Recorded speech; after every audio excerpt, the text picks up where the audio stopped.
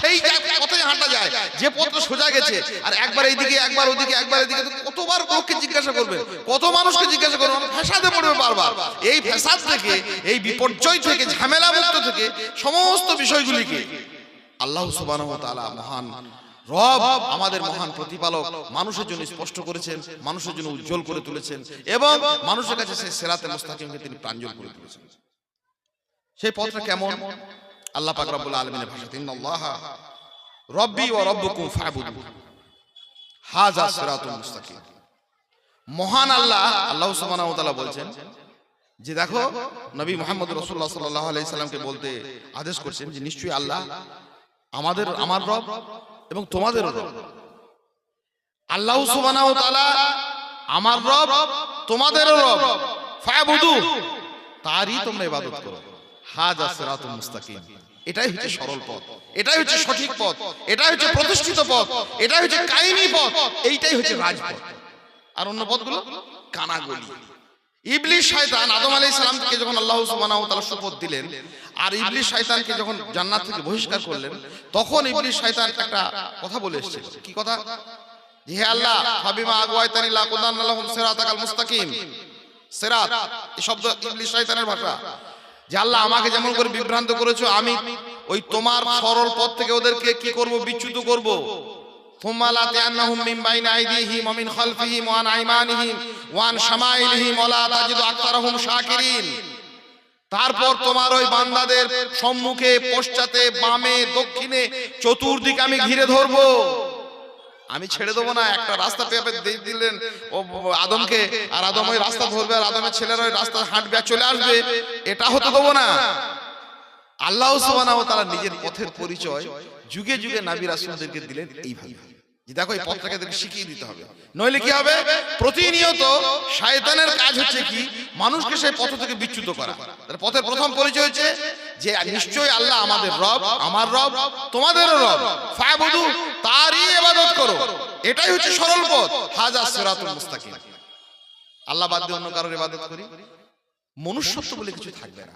আমি যে মানুষ, শুধু মুসলিম থাকবে না, নয়, মনুষ্যত্ব থেকে বিপর্যয় ঘটে যাবে। তার এই রাস্তার বিচ্যুতি শুধুমাত্র ইসলাম থেকে আমাকে সরিয়ে দেয় না, মানুষ থেকে সরিয়ে দেয়। কোন বিচ্যুতি? যে আল্লাহ সুবহানাহু ওয়া তাআলাই কেবলমাত্র আমার রব এবং তোমাদেরও রব, এবং তারই ইবাদত করা অপরিহার্য।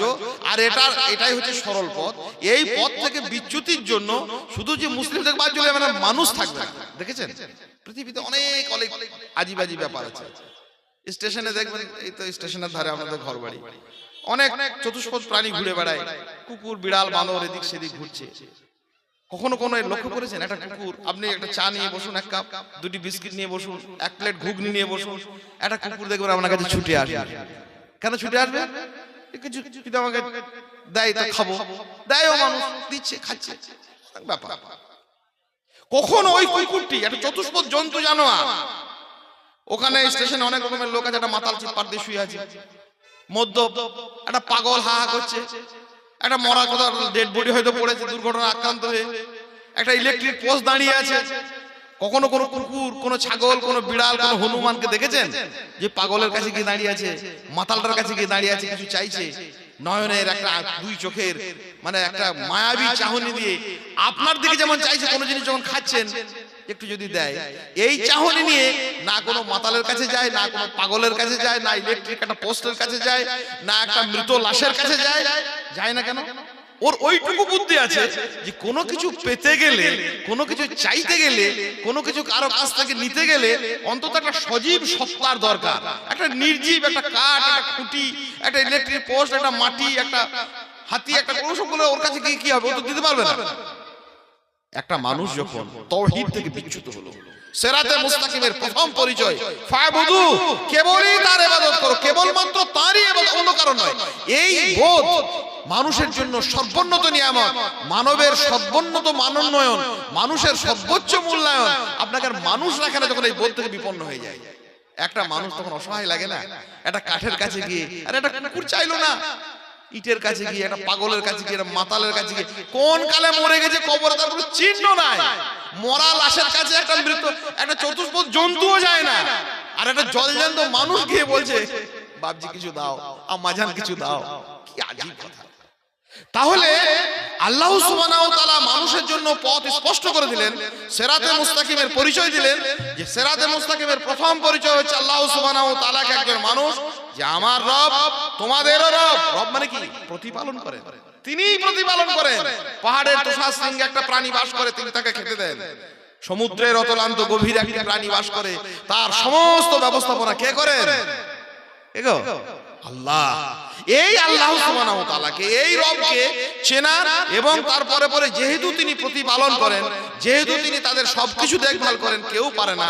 ইটের কাজ নয়, কাঠের কাজ নয়, পাহাড়ের কাজ নয়, নদীর কাজ নয়, এ কোনো মূর্তির কাজ নয়, এ কোনো মরা লাশের কাজ নয়, পাগলেরও নয়, মাতালেরও নয়, কেবলমাত্র আল্লাহই করেন। তো ইবাদত আমি পাগলের করে, মাতালের করে, কবরের ভিতরে ঢুকে গেছে তার করে, বাবা সাজিয়ে, মা সাজিয়ে, ফাদার সাজিয়ে, মাদার সাজিয়ে, ব্রাদার সাজিয়ে কি লাভ হচ্ছে?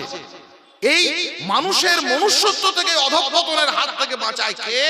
সিরাতে মুস্তাকিম। হাদা সিরাতুল মুস্তাকিম, এইটাই হচ্ছে সঠিক পথ। কি সঠিক পথ?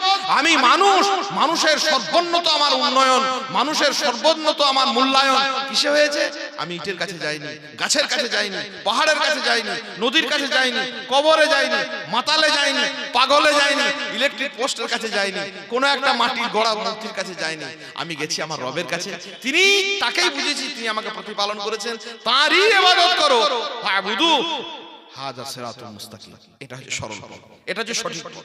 আল্লাহ পাক রব্বুল আলামিন আমাদেরকে সর্বোন্নত নিয়ামত স্বরূপ প্রদান করেছেন, আমাদেরকে সেই পথে হাঁটতে হবে, সেই পথে অন্য মানুষের কে আহ্বান করতে হবে, এটি আমাদের কাজ। এই পথে নিরন্তর হাঁটা, পথ হারাবো বলে নয়, পথ দেখাবো বলে পথে নামা, আর এই পথে নিরন্তর অগ্রগামী হয়ে আমাদের সেই চূড়ান্ত গন্তব্য, কাঙ্ক্ষিত লক্ষ্য জান্নাতের দিকে ধাবিত হওয়া। আল্লাহ আমাদের প্রত্যেককে তৌফিক দিন। আল্লাহুম্মা আমিন।